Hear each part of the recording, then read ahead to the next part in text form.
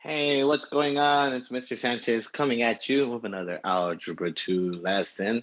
Today we're going to be looking at systems of equations. That is lesson 3-1 of our book. Our learning targets today are to use system graphing to solve systems of linear equations, and also to use elimination to solve system of equations. The graphing, very easy. So we're only going to have one example, but our main focus here today is going to be use elimination to solve systems of a linear equation.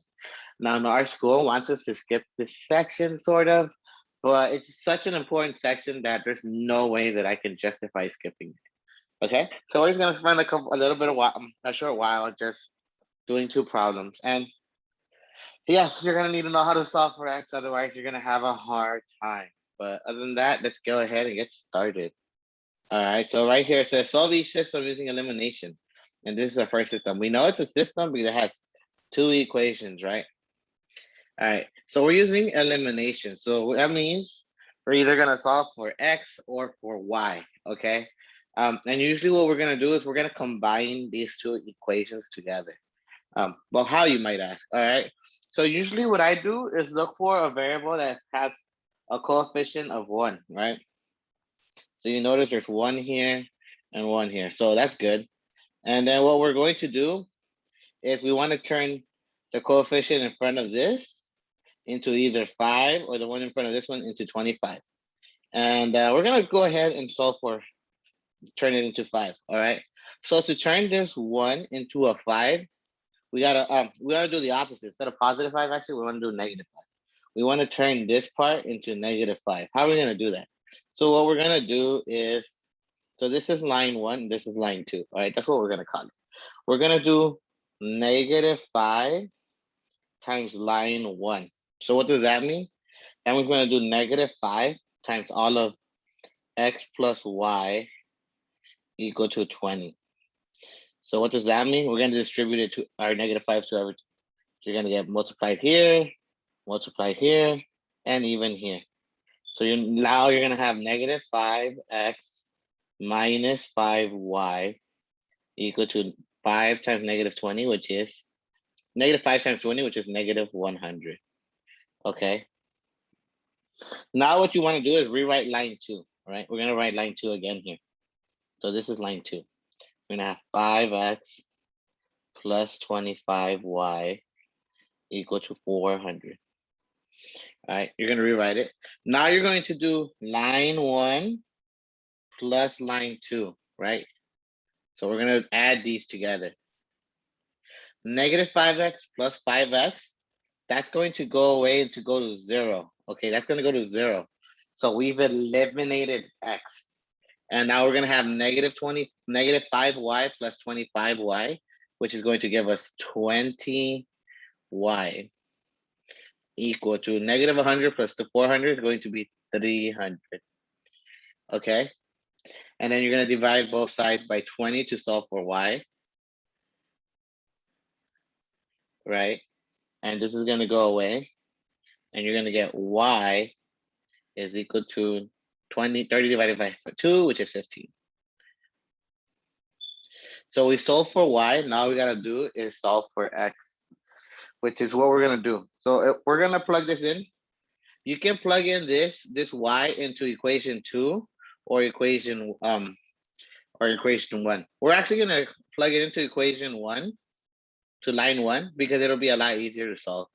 And so we're going to write x. Let me use a different color. X plus y, which is 15, equal to 20.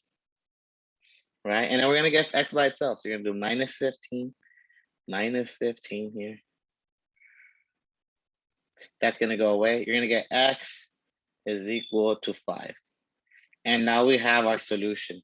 X is equal to 5, y is equal to 15. Plugging these two values in back to the first and second equation is going to give us a true statement.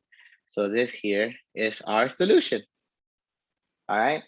Pretty straightforward. It's really hard. So you're going to have to practice this a couple of times in class. So I'm going to go ahead and do another example. Okay. Okay.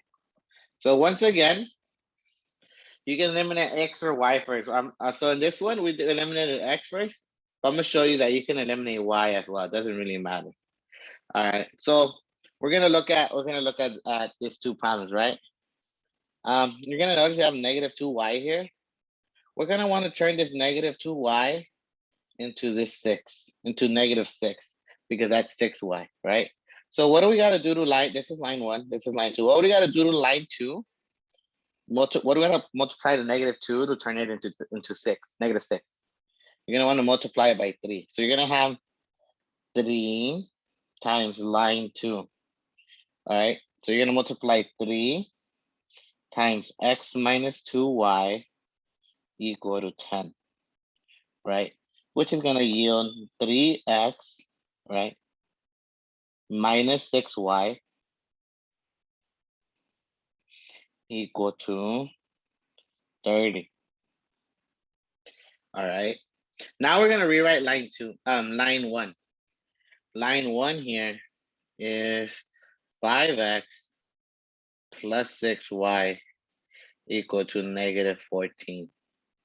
All right. Now we're going to do this new line 2, and we're going to combine them. Okay, we're going to combine them using addition. So negative 6y plus 6y, that's going to go away to 0. And then you're going to have 3x plus 5x, which is equal to 8x.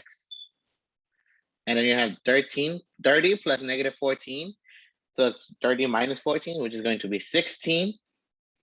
And then you're going to divide both sides by 8.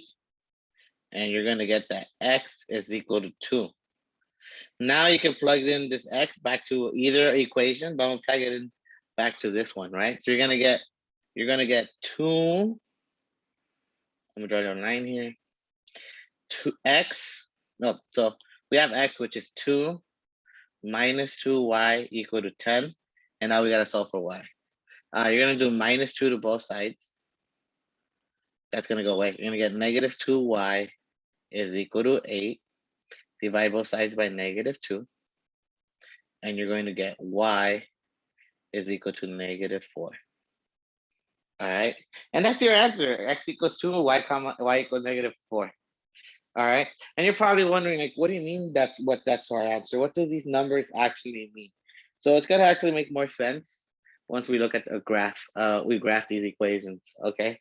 So we're going to graph the following equation by graphing. All right. We're going to solve. My bad. We're going to have 2x, y equals 2x plus 9. And then y equals negative 4x plus 3. So we're going to call this line 1. I'm going to call this line 2. Okay. So let's go ahead and graph line 1. Line 1 is in red. We're going to have y is equal, our y-intercept is 9. So we're going to have 1, 2, 3, 4, 5, 6, 7, 8, 9. Now, in order for this to work, you have to have really accurate graphs, okay? You go down 2 over 1, down 2 over 1, down 2 over 1, down 2 over 1, down 2 over 1, down 2 over 1. So you want a really accurate graph. Otherwise, you are not going to be able to do this. You're not going to be able to find the actual solution. All right. So if you're drawing this on your graph paper, make sure you're drawing exactly on the lines, okay? Now we're going to have negative 4x minus 3. So we're going to go down to negative 3, 1, 2, 3. And our slope is going to be negative 4. So we're going to go 1, 2, 3, 4 over 1. 1, 2, 3, 4 over 1. 1, 2, 3, 4 over 1. And we're just going to connect these like this. And you might want to use a ruler in class. And I have some in class, so you can always ask them. All right, you're going to graph this. Our solution is going to be this point right here. That's our solution. So what we solved for earlier, when we find x equals 5, y equals 15, we're looking for the point where the graphs intersect, where they cross each other. Okay. And so we're going to find what the x value is. So it's going to be negative 1, negative 2, right? This is negative 2. And our y value is going to be 1, 2, 3, 4, 5. So the solution is going to be negative 2, comma 5. So x equals negative 2, y equals 5. So that's our solution. All right. And that's basically it. That's what we did algebraically in examples 1 and 2. So if you know how to graph, we're going to have a good time All right, and we're gonna practice these skills more and more. We're gonna have some problems to practice in class. So if you have any questions, feel free to let me know then. Other than that, guys, have a great day. Sanchez out.